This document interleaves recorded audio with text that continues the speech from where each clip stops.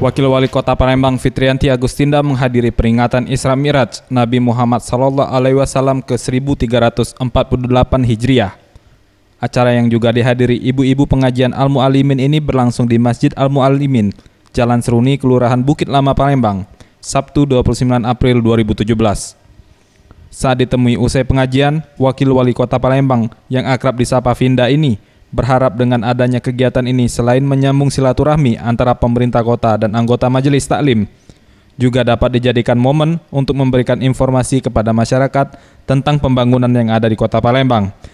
Serta dirinya juga menghimbau kepada warga yang tinggal agar selalu menjaga kebersihan lingkungan tempat tinggal, guna menyambut Pesta Olahraga Asian Games 2018 di Kota Palembang.